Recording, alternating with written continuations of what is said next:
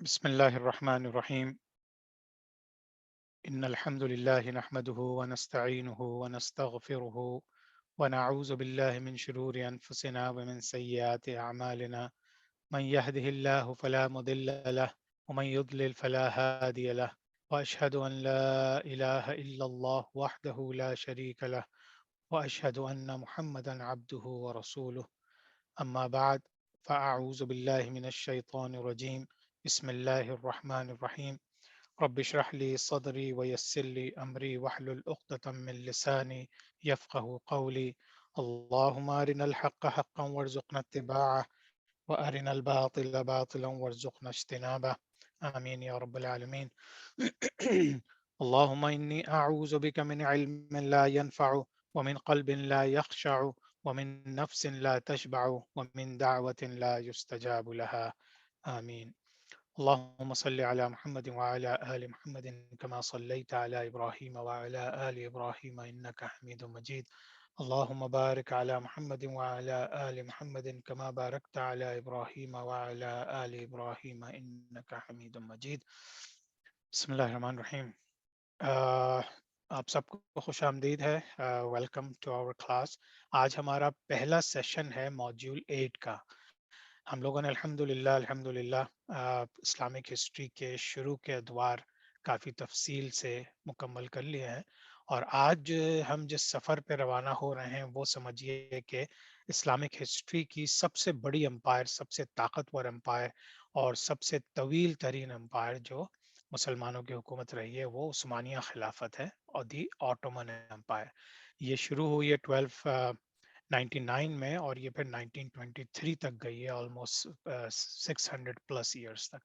تو یہ ایک ایسا حصہ ہے ہماری اسلامک ہسٹری کا کہ اگر آپ اس کو نہیں پڑھیں گے یا اس کے بارے میں نہیں جانیں گے تو پھر ہمیں آج کی دنیا کو اسٹڈی کرنا یا آج کی دنیا کے متعلق، اسلامک دنیا کے متعلق اگر سمجھنا ہو تو یہ بہت امپورٹنٹ ہے. تو انشاءاللہ یہ سفر آج ہم شروع کریں گے.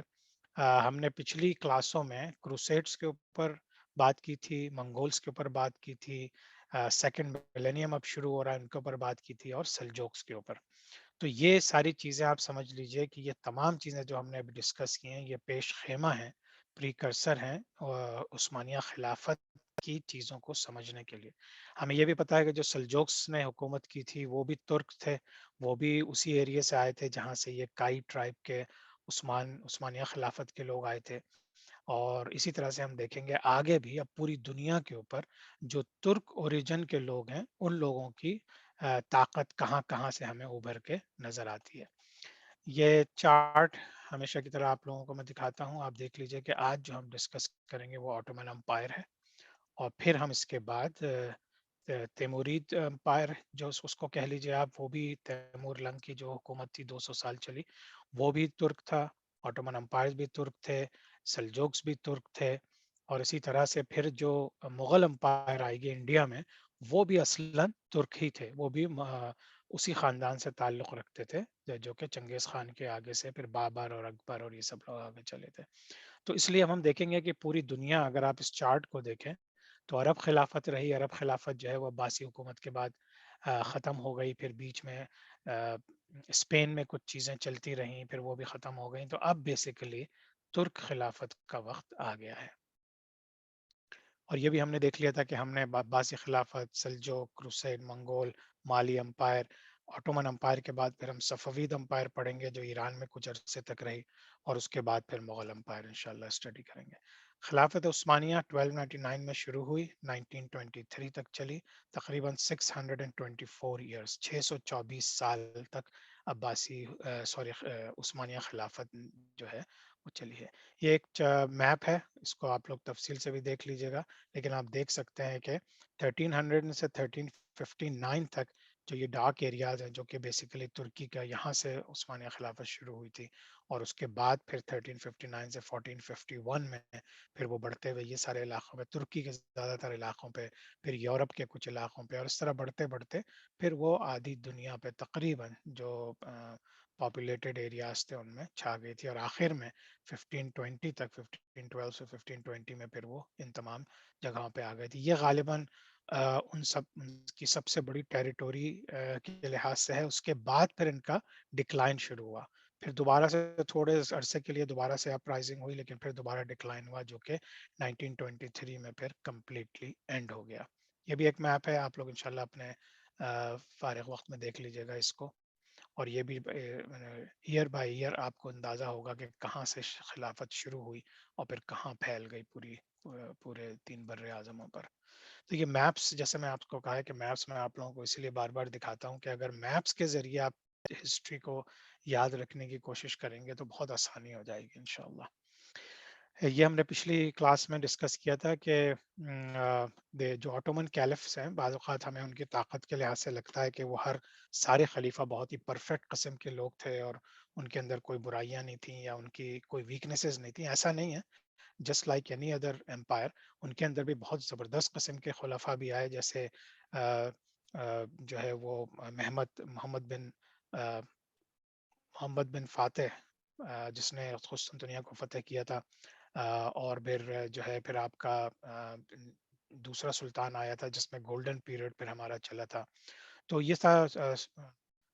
ساری چیزیں جو ہیں یہ ہمیں ذہن میں رکھ کے پھر ان کے بہت سے ایسے خلفاء ایسے بھی آئے جو کافی ویک تھے، بلکہ ویک کے ساتھ ساتھ ان کی دینی سمجھ بوجھ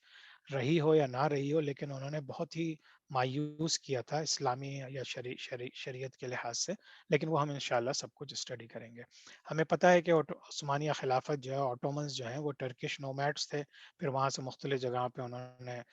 مائگریٹ کیا، اور پھر جب انہوں نے اسلام قبول کیا تو وہ زیادہ تر اس میں سے صوفی اسپرچول پریکٹس رکھنے والے ہیں، آج بھی ہیں، جو آپ کو ترکی میں زیادہ ملیں گے. ان لوگوں کا مذہب حنفی ہے اور یہ عقیدہ جو ہے ان کا اشعری ہے. اچھا، اب یہ ایک آپ کو صرف یہ جو پکچرز ہیں یہ میں نے گوگل پہ ان لوگوں کی انفارمیشن تھی، ویکیپیڈیا پہ، سوری ویکیپیڈیا پہ، تو وہاں سے میں نے یہ تصویریں اٹھائی ہیں جو کہ پراببلی ان لوگوں کی تصویریں نہیں ہیں، میں بھی صرف ایک امیج ہے. اسی طرح سے لیکن یہ کہ یاد رکھنے کے لیے اچھا ہے کہ ہمیں پتہ ہے کہ آٹومن امپائر سلیمان شاہ، جو ہم نے اگر ٹی وی سیریز دیکھی ہے ارطغرل، تو اس کے اندر سلیمان شاہ جو ارطغرل کا والد ہوتا ہے، پھر ارطغرل کا بیٹا عثمان ہے جس نے بھی سمجھیے کہ ترکی خلافت شروع کی. ترکی بیسیکلی خلافت تو اس وقت تک شروع نہیں ہوئی تھی، لیکن موومنٹ شروع ہو گئی تھی، اور اسی سے بڑھ کے اسی کے خاندان میں پھر ہم آگے چل کے دیکھیں گے کہ کافی ترقی ہوئی. بیچ میں ایک تقریباً 11 سال کی سول وار بھی ہوئی جس میں بہت نقصان ہوا ترکوں کا، اور ایسا لگتا تھا کہ اب یہ دوبارہ سے پنپ نہیں پائیں گے اور یہیں پہ ترکی خلافت یا عثمانیہ خلافت ختم ہو جائے گی. لیکن پھر یہ دوبارہ سے انہوں نے ریزیوم کیا، اور پھر بڑھتے بڑھتے پھر یہ محمد دا conqueror sun of Murad to کا جو بیٹا تھا، یہ اس نے قسطنطنیہ فتح کیا. پھر اسی طرح سلسلے چلتے رہے. سلیم ون جب آیا تو یہاں سے خلافت شروع ہوئی، کیونکہ ابھی تک یا تو یہ لوگ بے یا سلطان کہلاتے تھے، کیونکہ ایک سو کالڈ سمبولک خلافت تو موجود تھی اس وجہ سے. لیکن یہ کہ جب سلیم آیا تو اس وقت اس نے پھر اپنی خلافت ڈکلیئر، کیونکہ اس وقت تک پھر اب ایون کے جو نارتھ افریقہ میں عباسی حکومت کے خلفاء تھے سمبولک، وہ بھی ختم ہو گئے. تو پھر اس نے اپنے آپ کو خلیفہ کہلانا شروع کیا، اور یہاں سے پھر سمجھیے آگے خلافت شروع ہو گئی، اور پھر اسی طرح سے چلتی رہی. اور پھر چلتے چلتے آپ سمجھ لیجئے کہ آخر میں جو ہے وہ عبد المجید، جو ان کو پھر ایگزائل کر دیا گیا 1924 میں. 1923 میں خلافت ختم ہوئی اور 1924 میں ان کو ایگزائل کر دیا گیا. اچھا، اب ہم کیا کریں گے کہ یہ بھی ایک چارٹ ہے، اس کو آپ لوگ دیکھ لیجیے گا. اب ہم یہ کریں گے کہ ایک ایک کر کے ان کو اسٹڈی کریں گے، کیونکہ بعض جو اس میں سلطان تھے ان کی ہسٹری جاننا بہت ضروری ہے، اور بعض کی ایون کہ انہوں نے 10 10 15 15 سال حکومت کی، لیکن وہ اتنے زیادہ سگنیفیکنٹ نہیں تھے. تو اب یہ دیکھیے کہ یہ ہمارا پورا میڈیٹرینین سی ہے، یہ نارتھ افریقہ ہے، یہ سعودی عرب وغیرہ ہے، یہاں پہ پھر آپ کا عراق، سیریا،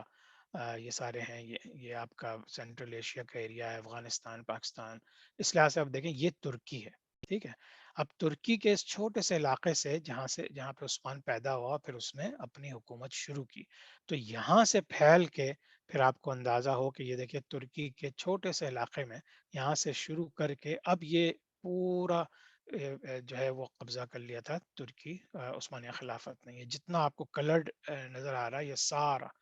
یورپ کے ایریے میں، رشیا کے ایون کچھ ایریے میں، سینٹرل ایشیا میں، سعودی عرب، مکہ مدینہ میں، اور جو ہے نارتھ افریقہ میں، یورپ میں، ہر جگہ. تو یہ اس وجہ سے اس کی ایک شاندار سمجھیے کہ امپائر تھی. اس میں تقریباً 35 سلطانز آئے، اور جو ہے یہ ان کا جو اینڈ ہوا وہ فرسٹ ورلڈ وار میں ہو گیا، کیونکہ وہ فرسٹ ورلڈ وار کے بعد ہی پھر پوری دنیا میں ملکوں کی نشاندہی ہوئی، چھوٹے چھوٹے ممالک میں بانٹ دیا گیا، خاص طور سے مسلم ممالک کو. پہلے جو خلافت ہوا کرتی تھی اور باقی گورنر ہوتے تھے، اسٹیٹس ہوتی تھیں مسلمانوں کی، اب ان کو ختم کر کے باقاعدہ democratic form of government British اور امریکہ کی مدد سے انہوں نے پورے مسلمانوں کو توڑ کے اور ان کو چھوٹے چھوٹے چھوٹے ملکوں میں ڈیوائڈ کر کے ان کے اپنے پریزیڈنٹ یا پرائم منسٹر یا سب بنا کے، اور ان کو آپس کے مسلمانوں کو آپس میں لڑوا دیا، کیونکہ that was the only way کہ یہ میک شیور کر سکتے تھے جو اسلام دشمن دنیا تھی کہ مسلمان دوبارہ سے آگے نہیں آ سکیں. کیونکہ جب مسلمان دوبارہ متحد ہو گئے، اسلام مسلمانوں کی تعداد تو بہت ہے، ابھی بھی مسلمان ملکوں کی تعداد بہت ہے، اگر یہ سارے متحد ہو جائیں تو دوبارہ سے خلافت قائم ہو سکتی ہے. تو اس چیز کو بہت گہری نظر سے دیکھتے ہوئے دشمنان اسلام نے جو ہے ان لوگوں کو ایک قید و بند کا شکار کر دیا. آج جو مسلمان حکومتیں ہیں بھی وہ بھی غلام ہیں ان کی، تو وہ کھل کے سوچ نہیں سکتی، کیونکہ پھر ان کو حکومتیں ان اشخاص کو حکومتیں نہیں ملتی، پیسہ نہیں ملتا. تو اس وجہ سے یہ ایک چیز ہمیں اپنے ذہنوں میں رکھنی چاہیے. یہ جو عثمان کا قبیلہ ہے، کائی قبیلہ کہلاتا ہے. اس میں اگر آپ لوگوں کو یاد ہو، میں نے جب چنگیز خان کے پورے خاندان کا آپ لوگوں کو شجرہ دکھایا تھا، تو اس میں کائی ایک سردار تھا جس کے قبیلے کو پھر کائی کہتے ہیں. اور اسی طرح سے بہت سے دوسرے قبائل بھی تھے، جس میں سے پھر منگولز میں بھی شامل تھے، ترکس تھے، اور بہت سے دوسرے قبائل تھے، جس سے پھر تیمور بھی ایک قبیلے سے تھا. تو بہرحال کائی قبیلہ یہ آٹومن امپائر کے جو فاؤنڈر تھا عثمان، اس کا قبیلہ تھا، یہاں سے شروع ہوا. اور پھر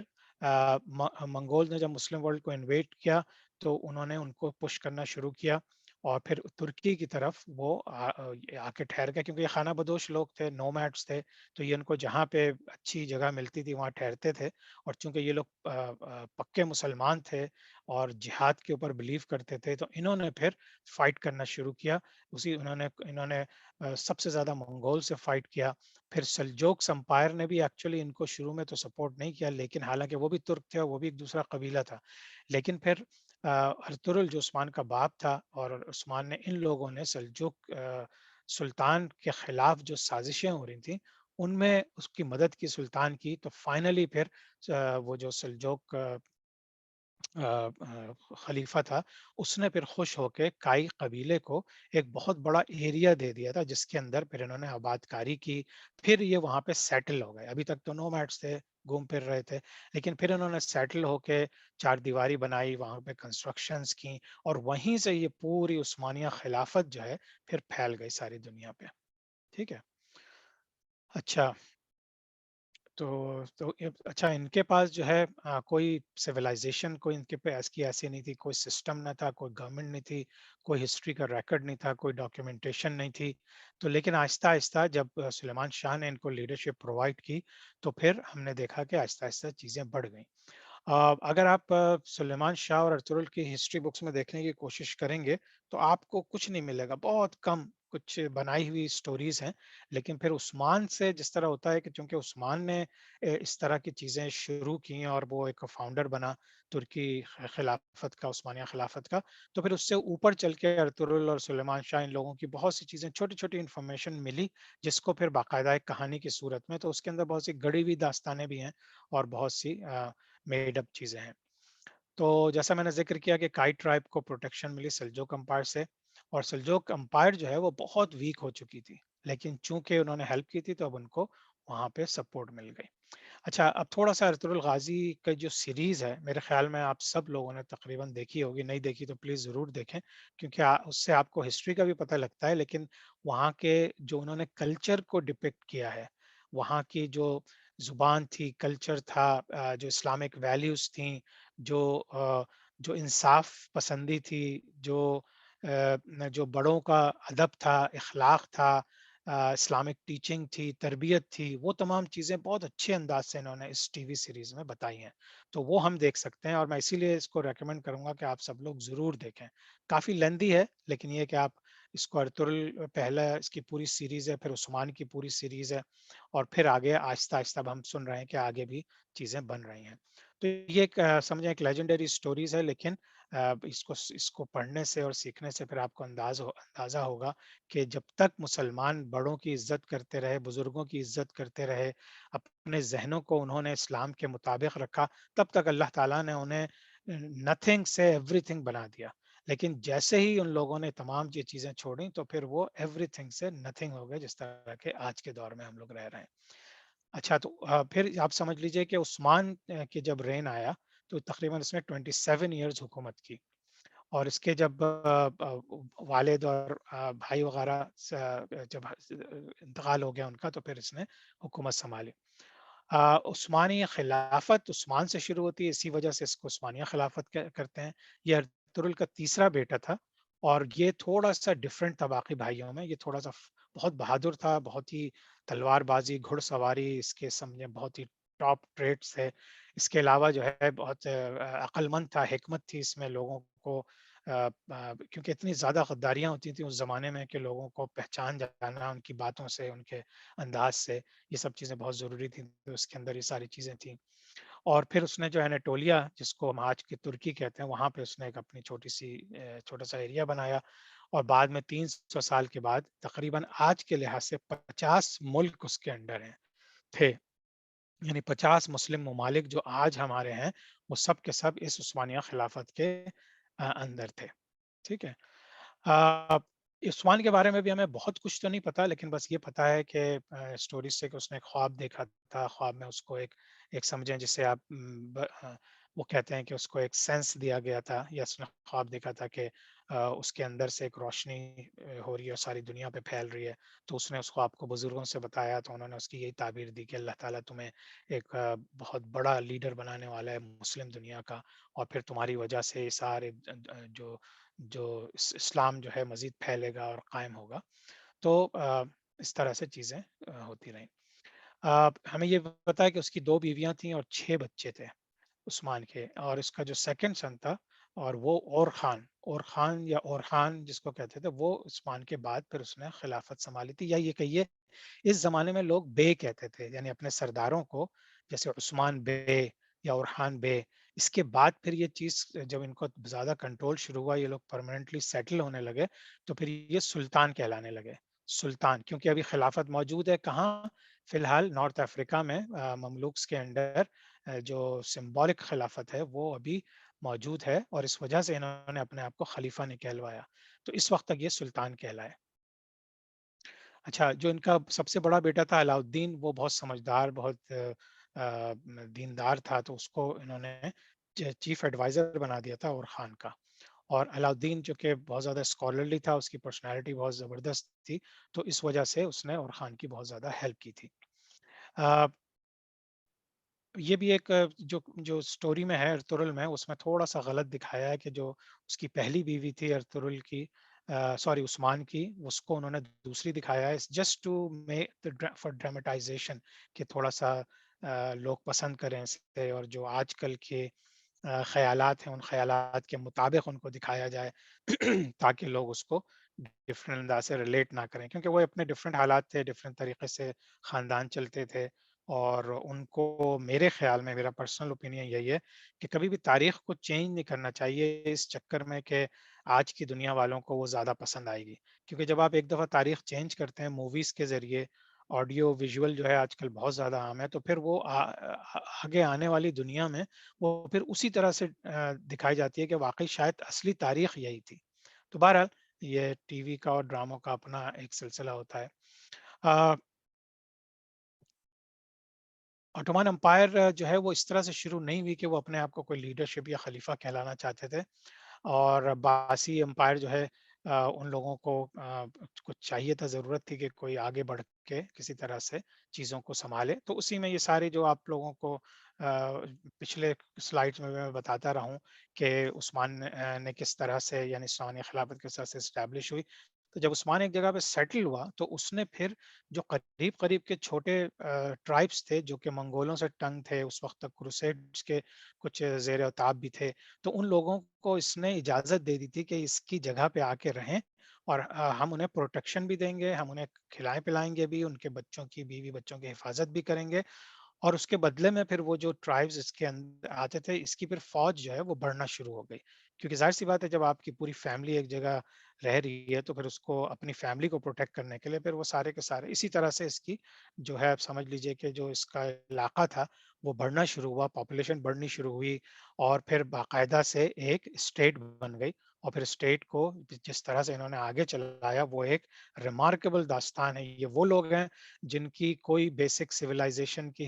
ہسٹری نہیں ہے، کوئی سویلائزیشن نہیں ہے، لیکن کس طرح سے اللہ تعالیٰ نے ان لوگوں کو اتنی حکمت، اتنی طاقت دی کہ یہ پوری دنیا پہ چھا گئے۔ اب عثمان کی اولاد کے بارے میں ہم دیکھیں تو آپ سمجھے کہ بیسیکلی مطلب اولاد سے مراد یہ کہ اب اس کی جو آف سپرنگ ہے اس کے بارے میں تھوڑا سا دیکھ لیتے ہیں۔ تو انہوں نے اناٹولیا کا برسا سے لے کے انہوں نے ساری اناٹولیا کی چیزیں اپنے انڈر لے آئے تھے، پھر انہوں نے آہستہ eventually Africa, Algeria, Tunisia, Basra, Middle East, Hungary, Greece, Balkans, یعنی پورے تینوں بر اعظموں پہ انہوں نے اپنی دھاک بٹھا دی تھی۔ پھر نیکسٹ جنریشن جو آئی اس میں ایک سول وار ہوئی، وہ میں نے آپ لوگوں کو ذکر کر دیا ابھی۔ اس کے بعد پھر جو ہے تھوڑی سی حکومت کمزور پڑی، اور اس کے بعد 1451 میں جتنی استنبول کے ارد گرد لینڈز تھیں، یعنی آپ سمجھ لیجیے استنبول تو بالکل یورپ اور ایشیا کے بالکل مڈل میں ہے، تو اس کے ارد گرد جتنی جگہیں تھیں وہ عثمانی حکومت نے فتح کر لی تھی، لیکن ابھی بھی استنبول ان کے قبضے میں نہیں آیا تھا، کیونکہ اس کی بہت بڑی بڑی فصیلیں تھیں اور بہت ہی پروٹیکٹڈ قسم کی سٹی تھی وہ۔ تو ایونچولی پھر جو سلطان محمد فاتح ہے اس نے پھر قسطنطنیہ فتح کیا، اور پھر یہ جب قسطنطنیہ فتح کر لیا تو پھر اس کی دھاک جو ہے پورے یورپ میں بیٹھ گئی، اور پھر ظاہر ہے دوسری دنیا میں تو آلریڈی ان کی دھاک موجود تھی۔ اور پھر حضور صلی اللہ علیہ وسلم کی اللہ عالم ایک لوگ کہتے ہیں کہ ان کی جو ایک پروفیسی تھی وہ ایک فلفل ہوئی، کہ تقریباً 700 سال کے بعد حضور صلی اللہ علیہ وسلم نے پریڈکشن کی تھی کہ قسطنطنیہ فتح ہوگا مسلمانوں سے، تو وہ 700 سال بعد فتح ہو گیا۔ پھر بھی یہ کہ محمد تو کے دوران بہت ہیوج بنی، اور پھر ہم دیکھیں گے کہ کس طرح سے مملوکس اور مملوکس کو ختم کیا گیا، مملوکس نے جو ہے وہ خلافت ان کی ہوئی، پھر ختم ہوئی، اسی سے پھر سمبولکلی جو عباسی حکومت کی خلافت تھی وہ ختم ہوئی، اور پھر جو ہے حجاز یعنی کہ مکہ مدینہ، نارتھ افریقہ میں ایجپٹ، مصر، فلسطین، part of Iraq and Syria, اور سارا مڈل ایسٹ جو ہے ان کے قبضے میں آ گیا تھا۔ پھر سلیم نے ٹوک اوور کیا، پھر یہ خلیفہ کہلائے، پھر کیونکہ پہلے 200 سال تک یہ خلیفہ نہیں کہلائے تھے، اس لیے میں آپ سب سے ان چیزوں کا ذکر کر چکا ہوں۔ سولومن دا گریٹ یا سولومن دا میگنیفیسنٹ، سلیمان، جب اس کی حکومت آئی تو یہ کہلاتا ہے یہ one of the golden periods of Ottoman empire ہے، جس طرح سے عباسی خلافت میں گولڈن پیریڈ تھا ہارون رشید، مامون رشید کے زمانے میں، اسپین میں عبد الرحمن نے جو حکومت قائم کی تھی اسپین میں، ان کا ایک گولڈن پیریڈ آیا تھا، اسی طرح سے جو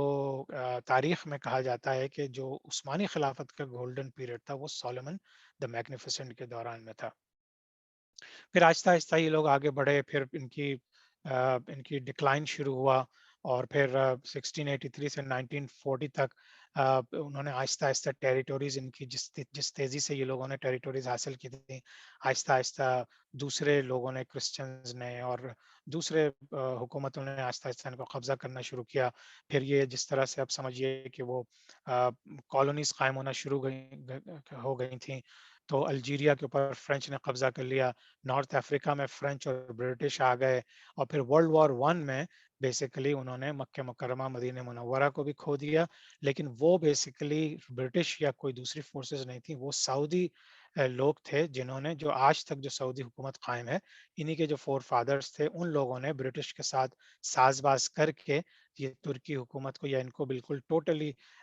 باہر نکال دیا، اور مکہ مکرمہ، مدینہ منورہ یعنی حجاز پہ قبضہ کر لیا۔ تو آپ سمجھیے کہ یہ آف سپرنگ تھے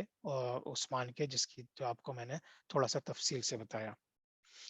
اچھا، اب عثمان کا بیٹا تھا اورحان، اور خان یا اورحان غازی۔ اور کیونکہ ابھی تک یہ لوگ جو ہے خلیفہ نہیں کہلائے، تو 1324 سے 1362 یعنی تقریباً 38 ایئرس کا رین تھا اورحان کا۔ اور پھر اورحان جو ہے وہ عثمان کے بعد آیا تھا، جب عثمان کا انتقال ہو گیا۔ اور میں نے آپ کو جو علاؤالدین کا ذکر کیا تھا کہ اس کی وجہ سے چیف ایڈوائزر کی وجہ سے اس کی کافی ہیلپ ہو گئی تھی۔ اورحان نے پھر بائزنٹائنس پہ یعنی رومن امپائر کا جو ایسٹرن ونگ تھا اس کو انہوں نے حملہ کرنا شروع کیا اس نے، اور پھر ان کی پریزنس ایشیا مائنر یعنی ٹرکی سے ختم کرنے کی کوشش کی، کیونکہ ظاہر بات ہے ابھی تو استنبول انہی کے ہاتھ میں، اور وہ لوگ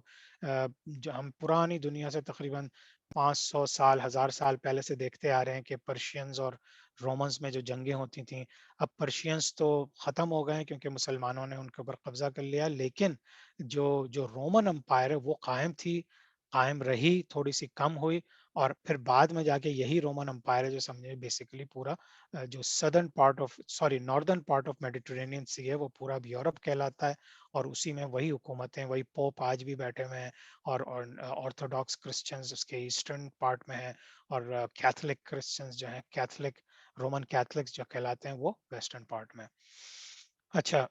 تو اور خان نے تقریباً 35 سال حکومت کی، 35 38 سال، اور پھر اس نے بہت زیادہ ایکسپینڈ کیا کیونکہ یہی شروع کا وقت تھا۔ اور ترل نے ایک جگہ دی، ایک آئیڈیا دیا، عثمان نے ایک سمجھیں کہ اسٹیبلٹی دی اور ایک جگہ تیار کر لی اور دوسرے قبیلوں کو ضم کرنا شروع کیا اپنے اندر، بالکل اسی طرح جس طرح چنگیز خان نے اپنے قریب کے قبائل کو ملا کے پھر اتنی بڑی آرمی بنا لی تھی، بالکل اسی طرح سمجھے کانسیپٹ وہی ہے کہ چھوٹے چھوٹے قبائل کو پھر ان لوگوں نے یونائٹ کرنا شروع کیا، ان میں دوستی کروائی اور پھر ان کو پروٹیکشن دی، اور پھر اس نے پھر اپنی آرمی کو ماڈرنائز کرنا شروع کیا۔ اور بائزنٹائن کا ہمیں پتا ہے تقریباً 900 سال جو ہے وہ حکومت کر رہے تھے، وہ کافی ویک بھی ہو چکے تھے، اور منگولز جو ہیں وہ کروسیڈز اور بائزنٹائن سے لڑائی بھی کر رہے تھے۔ یہ ساری چیزیں آپ لوگوں کو آئی ہوپ کہ اچھی طرح سے یاد ہوں گی، جو 9 کروسیڈز ہوئیں اور پھر منگولز آئے اور پھر کس طرح سے اس پورے ایریے میں کس طرح سے طاقتیں شفٹ ہوئیں۔ اچھا، اب جو ہے اور خان نے اس کو بجائے اس کے کہ ایک چھوٹی سی جگہ، چھوٹی سی اسٹیٹ یا چھوٹے سے سیٹلمنٹ ہوتی ہے، اب اس نے کائنڈ آف کنٹری کی طرح اس کو گرو کر دیا، اور پھر اس نے سب سے جو مین پروگرس کی وہ یہ کہ اپنی آرمی کو ماڈرنائز کیا، لیٹسٹ قسم کے ویپنز دیے، جو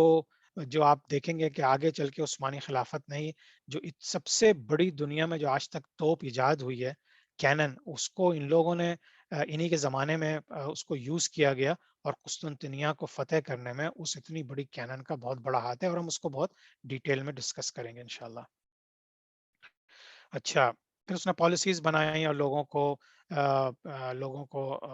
یعنی کہ موقع دیا کہ جن کے اندر پوٹینشیل تھا ان کو حکومت میں آنے کا موقع دیا، اور پھر پالیسیز جو ہے بنا کے اس نے بہت ہی کلیئرلی مسلمانوں کو ایک لیڈرشپ پرووائڈ کی۔ اچھا، تو وہاں پہ بیسیکلی اس نے 2 مین پالیسیز بنی۔ تو انہوں نے سب سے پہلے تو مسلمانوں کو یونائٹ کیا کہ یہ کرسچنز اور منگولز یعنی کروسیڈرز اور منگول سے کس طرح لڑا جائے، ان لوگوں کی کیا اسٹرینتھس اور کیا ویکنیسز ہیں۔ تو ایک تو انہوں نے پالیسی کی اسٹرینتھ کی، دوسرے انہوں نے کیا کیا کہ پھر انہوں نے اپنی جو دوسرے علاقے میں جہاں پہ ایسے کرسچنز رہتے تھے جو ہم نعمان سے رہنا چاہتے ہیں، انہوں نے ان کے ساتھ پھر اچھی ریلیشن شپ ڈیولپ کی۔ اب دیکھیں یہ ایک سیاسی عنصر پیدا ہو رہا ہے، ابھی تک تو کافی زیادہ ایک جذباتی قسم کا عنصر تھا، اور کس طرح سے دونوں دونوں سائڈ لڑتی تھیں، قتل و غارت ہوتے تھے، اور الائنسز بہت کم تھے، یعنی کہ اپنے قبیلوں کو تو الائنس ہو جاتا تھا، لیکن اب یہ اور خان غازی کے زمانے میں اب کیا ہوا کہ انہوں نے جو کرسچنز علاقے تھے ان سے ریلیشن شپ بلڈ کرنا شروع کی تھی، اور نان مسلم جو لوگ تھے ان کو ریلیجس فریڈم دی گئی، اور ظاہر سی بات ہے ایز لانگ ایز وہ جزیہ دیں، جس طرح لاسٹ ٹائم بھی سوال ہوا تھا کہ جزیہ اور ٹیکس میں کیا فرق ہے، تو ایز لانگ ایز کہ وہ جزیہ دیں تو وہ ان کے جو نان مسلمس تھے وہ آرام سے آٹومن ٹیریٹوری میں رہ سکتے تھے، ان کی بیوی بچوں کی پرورش ہوتی تھی، ان کی پروٹیکشن ہوتی تھی، باہر سے کوئی دشمن آتا تھا تو وہ ان کو پروٹیکٹ کرتے تھے، تو اس وجہ سے بہت سے نان مسلمس بھی جن میں کرسچن زیادہ تر شامل تھے وہ آہستہ آہستہ ان کے علاقوں میں شفٹ ہونے لگے، اور پھر انہی میں سے بہت سے لوگوں نے مسلمانوں کا اچھے اخلاق اور اچھا کردار دیکھ کے اسلام قبول کرنا شروع کر دیا تھا۔ پھر عثمانی خلافت میں اسی زمانے میں ایک سسٹم انہوں نے کریٹ کیا، ایک سسٹم سمجھے شروع کیا، اس کا نام تھا ملت سسٹم. اور یہ ملت جو تھا یہ بیسیکلی کہ آپ لیٹس سے کہ فار ایگزامپل اگر ان کے علاقے میں 3 مختلف ریلیجنس کے لوگ رہتے تھے. لیٹس سے کہ کچھ زرتشتی تھے، زورواسٹرینس تھے، کچھ کرسچنس تھے، کچھ مسلمان تھے. تو انہوں نے کہا کہ اپنے قانون کے مطابق، اپنی کتابوں کے مطابق، اپنے ریلیجن کے مطابق آپ ایک ملت سسٹم بنائیں اور آپ کے لوگ اسی سسٹم کو فالو کریں گے. ہم انٹرفیئر نہیں کریں گے، ہم پورے حکومت کریں گے، پروٹیکٹ کریں گے، لیکن ملت سسٹم کے اندر انٹرفیئرنس ہم نہیں کریں گے. اب دیکھیے یہ چیزیں، ان چیزوں سے اس مسلمانوں کی حکومت کو نہ صرف یہ کہ بقا مل رہی ہے بلکہ ان کی گروتھ ہو رہی ہے. کیونکہ اب لوگ دیکھ رہے ہیں کہ بھائی اس سے زیادہ بہتر انصاف کا نظام تو پوری دنیا میں کہیں نہیں مل رہا. رومنس کے اندر ہم نے دیکھ لیا جس طرح سے کروسیڈرز نے تباہ و بربادی مچائی، اور پھر ہم نے منگولز کا تو خیر کوئی سسٹم ہی نہیں تھا. لیکن اب مسلمانوں نے ایک ایسا سسٹم ایجاد کرنا یا امپلیمنٹ کرنا شروع کیا جس سے کہ نہ صرف مسلمانوں کی بلکہ نان مسلمس کو انصاف ملتا تھا اور ان کی پروٹیکشن ہوتی تھی. اچھا، اب ایک اور کانسیپٹ ہے، اس کو تھوڑا سا اچھے طریقے سے سمجھ لینا بہت ضروری ہے. جینیسریز کون تھے؟ جب آٹومن امپائر نے تھوڑا سا گرو کرنا شروع کیا تو اب ان کو اپنی فوج کے لیے، اپنے لوگوں کے لیے انہیں ضرورت تھی کہ بھئی ایسے لوئل قسم کے لوگ ہوں. کیونکہ ایک چیز یاد رکھیں کہ شروع سے جب سے سلیمان شاہ، ارطغرل اور عثمان ہیں، اس پورے ٹرائبز میں غداریاں بہت ہوتی تھیں، حد سے زیادہ. ان کو منگول جو چیفز تھے وہ خرید لیتے تھے، وہ پیسہ دیتے تھے، بہت سونا دیتے تھے، گولڈ دیتے تھے، اور ان کو خرید کے ان کے اندر غدار امپلانٹ کر دیتے تھے جو ان میں سے ہی ہوتا تھا. اگر آپ لوگوں نے ارطغرل سیریز دیکھی ہو تو ارطغرل کا اپنا چچا جو ہے غدار تھا، اسی طرح سے عثمان کے اپنے جو ہے قریبی رشتہ دار غدار تھے. تو ان لوگوں کو ایک بہت بڑی دشمنی کا جو سامنا تھا وہ غداروں سے تھا. تو اب انہوں نے سوچا کہ اب یہ کیسے کیا جائے، کیونکہ غدار تو بنتے رہیں گے اور کوئی بھی ان کو پیسہ آفر کر دے گا، جن کا دین ایمان نہیں ہوگا وہ غداری کے ہتھے چڑھ جائیں گے. تو پھر انہوں نے ایک سسٹم بنایا کہ جو سمجھیے کہ آرمینیا سائٹ پہ ادھر جو کرسچنس تھے اور یہودی فیملیز تھیں، ان کے بچوں کو انہوں نے اپنے پاس لا کے اور ان کو اپنے محل میں رکھ کے ان کو ٹرین کرنا شروع کیا. اور پھر نہ صرف یہ کہ ٹرین کیا اور نہ صرف یہ کہ ان کو غلاموں کی طرح رکھا، ان کو باقاعدہ شاہی خاندان کی طرح رکھا گیا. ان کی ٹریننگ ہوئی، ان کو اسکالرز بنایا گیا، اسلامک اسکالرز بنایا گیا، ان کو گورنرز اور ملٹری لیڈرز بنایا گیا جب وہ بڑے ہو گئے. تو یہ لوگ جو تھے، جو اردو میں اگر آپ سمجھیں جانثار، اپنی جان نثار کرنے والے، یعنی بہت ہی لوئل فورسز، تو ان کو جانثاریز کے نام سے مشہور ہوئے، جو یہ ٹرم اب آپ انگلش ڈکشنریز میں بھی دیکھ سکتے ہیں. اچھا، کانسیپٹ آف سلیوری جو ہے وہ کمپلیٹلی نارمل تھی اس زمانے میں، لیکن یہ کہ this particular method of slavery was not normal. یعنی کہ یہ وہ سلیوری نہیں تھی کہ غلام ہے، آپ نے خریدا اور پھر وہ آپ اس کو اون کرتے ہیں، اور اون کرنے کے بعد پھر آپ اس کو بیچ سکتے ہیں. وہ سارا جو سلیوری سسٹم تھا وہ اب ایک نیا انداز اختیار کر رہا ہے ترکی حکومت میں، جہاں پہ جانثاریز بن رہے ہیں. اور جانثاریز جیسے میں نے بتایا، وہ جو ان میں سے کرسچنز اور جوز فیملی کے بچے ہوتے تھے، لڑکے، ان لوگوں کو وہ لاتے تھے، شاہی محل میں ان کی تربیت ہوتی تھی، ان کو اسلامک اسکالرز بنایا جاتا تھا، ان کو ملٹری کی بہترین وہ دی جاتی تھی ٹریننگ، اور پھر بڑے ہو کے وہی جو ہے مختلف علاقوں میں گورنرز اور ملٹری. لیکن وہ چونکہ بچپن سے پلے بڑے ترکی لوگوں میں ہوتے تھے اور خلافت کے انڈر ہوتے تھے، تو یہ بہت لوئل تھے، یہ عثمانیہ خلافت سے حد درجہ لوئل تھے. ٹھیک ہے. تو اور چونکہ یہ ہمیں پتا ہے کہ اسلام میں کوئی بائی فورس کسی کو مسلمان کرنے کا، نہ حضور صلی اللہ علیہ وسلم کے زمانے میں، نہ صحابہ کے زمانے میں کہیں بھی، یہ اسلام کے اندر ایک ایک روٹین ہے ہی نہیں کہ آپ کسی کو بائی فورس اسلام میں لائیں. آپ اس کے ساتھ انصاف کریں، اگر آپ حکومت میں ہیں آپ اس کے ساتھ صلہ رحمی کریں، اور پھر اس کے بعد جا کے آپ کو بہترین چیزیں اس کے نتیجے کے سلسلے میں نظر آنے شروع ہو جاتی تھیں. تو اب جی یہ کہ پھر بہت سے جو ہمارے لیڈر، مسلمان لیڈر تھے ترکی خلافت میں بھی اور اس سے پہلے بھی، پھر ان لوگوں نے تھوڑا سا سختیاں کی جو اسلام کے خلاف تھیں، لیکن بہرحال اٹ ہیپن. تو یہ ڈیبیٹیبل ٹاپک ہے، اس کو انشاءاللہ کبھی ہم ڈسکس کریں گے یا ڈسکشن سیشن میں اس کو لے کے آئیں گے. اچھا اچھا، ان کی جو لائلٹی تھی جانثارس کی، وہ سلطان کے لیے تھی، یعنی جو ان کا لیڈر تھا. تو उनकी फिर अपने उनको पता ही नहीं था, उनको नहीं बताया जाता था कि वो उसके माँ-बाप कौन हैं, वो कहाँ के हैं, वो कहाँ रहते थे, वो किन इलाकों में पले-बढ़े हैं। तो उनको बस यही पता होता था कि हम यहीं पैदा हुए हैं और हमारा मेन काम है कि अपने सुल्तान को प्रोटेक्ट करना। और फिर वो किसी भी दूसरी ऑर्गेनाइजेशन या एसोसिएशन का हिस्सा नहीं होते थे। तो जब वो बचपन से लेके जब से उन्होंने आँखें खोली, वो 20 साल, 25 साल, 30 साल के जवान जब बनते थे, तो उनकी 100% लॉयल्टी तो इन्हीं इन्हीं खुलफा के साथ होती थी, ऑटोमन एम्पायर के साथ। और ये बहुत ज़्यादा काम किया और इसी वजह से इन लोगों ने पूरी दुनिया में एक बहुत पावरफुल आर्मी, बल्कि उस ज़माने में the most loyal and powerful army of the world बन गई थी ये जानिसारीज़। और उनको फ्रीडम भी थी, ऐसा भी नहीं था कि उनको कैद किया जाता था, उनको फ्रीडम थी, लेकिन जब उनकी सारी तरबियत हो जाती थी तो फिर उनको फ्रीडम दे दी था। ये भी कहा जाता है कि सुल्तान द मैग्निफिसेंट जो था, वो उसका जो वजीर था इब्राहिम पाशा, वो हम इंशाल्लाह स्टडी करेंगे आगे चल के। वो भी एक स्लेव था, बल्कि इन तमाम स्लेव का जो लास्ट नाम दिया जाता था वो ज्यादातर पाशा के हिसाब से था। तो इसी वजह से मैं इब्राहिम पाशा, सलीम पाशा और इस तरह के बहुत से कैरेक्टर्स देखेंगे जो उस्मानिया खिलाफत में हमें नजर आएंगे। अच्छा, उनको तनख्वाह भी दी जाती थी, बहुत मॉडर्न तरीके से तालीम भी दी जाती थी। उस ज़माने में गन्स ईजाद हो चुकी थी, कैनन्स ईजाद हो चुकी थी, उन लोगों को उसकी एक्सेस दी जाती थी और उन लोगों को इतना पैसा दिया जाता था कि वो बहुत आराम से, बहुत ही अच्छी यानी कि खुशहाल ज़िंदगी गुज़ारते थे। उनका लाइफ़स्टाइल रॉयल ही था। तो ऐसा नहीं था कि उनको गरीबों की तरह, गुलामों की तरह ट्रीट किया जाता था। अ, और फिर उनमें से कुछ इतने ज़्यादा पावरफुल हो गए कि जब अ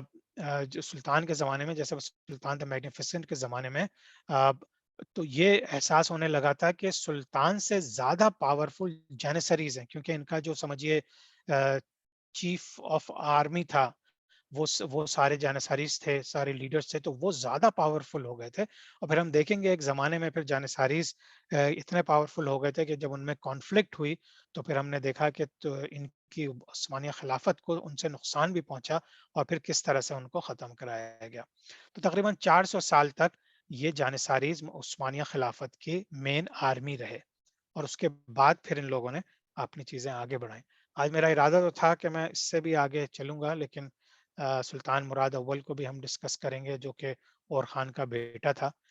लेकिन इट सीम्स लाइक अब टाइम हो रहा है, तो इंशाल्लाह सुल्तान मुराद अव्वल पे ही आज हम ख़त्म करते हैं। फिर सुल्तान बायज़ीद आया उनके बाद, फिर उसके बाद जो है फिर हम देखेंगे कि ये जो तैमूर लंग का ज़माना था, उसमें फिर उसने किस तरह से उस्मानिया खिलाफत के खिलाफ भी उसकी जंग हुई। अ, और फिर सुल्तान बायज़ीद, फिर सुल्तान मोहम्मद अव्वल और सुल्तान मुराद दोम, इनको इनकी जो 7 साल की और 23 साल की जो हुकूमत थी, उसको मैं कंबाइन करके आप लोगों के लिए तैयार किया था, ताकि हमें अंदाज़ा हो कि टोटल खिलाफतें किस तरह चलती रहीं। और फिर हमने देखा कि फिर इसमें सिविल वॉर का भी सिलसिला आया था, लेकिन उसके बाद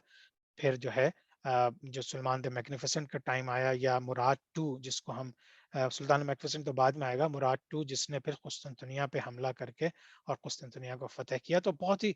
अभी आप समझ लीजिए कि अभी कहानी शुरू हुई है, अभी स्टोरी स्टार्ट हो रही है। अभी बहुत ही इंटरेस्टिंग है उस्मानिया खिलाफत की, किस तरह से पूरी दुनिया में ये छाएंगे, किस तरह से इनकी हुकूमतें एक एक एक वन पावर की शक्ल में बढ़ती चली जाएंगी और किस तरह से फिर इस्तांबुल फतेह होने के बाद एक गोल्डन पीरियड इनका आएगा। तो आज के लिए इतना ही, इंशाल्लाह फिर हम इसके बाद सवाल जवाब ले लेंगे और फिर अगले हफ्ते कंटिन्यू करेंगे। सुब्हानक अल्लाहुम्मा व बिहम्दिका नशहदु अन ला इलाहा इल्ला अंता नस्तगफिरुका व नतूबु इलैक। अस्सलामु अलैकुम व रहमतुल्लाहि व बरकातुहू।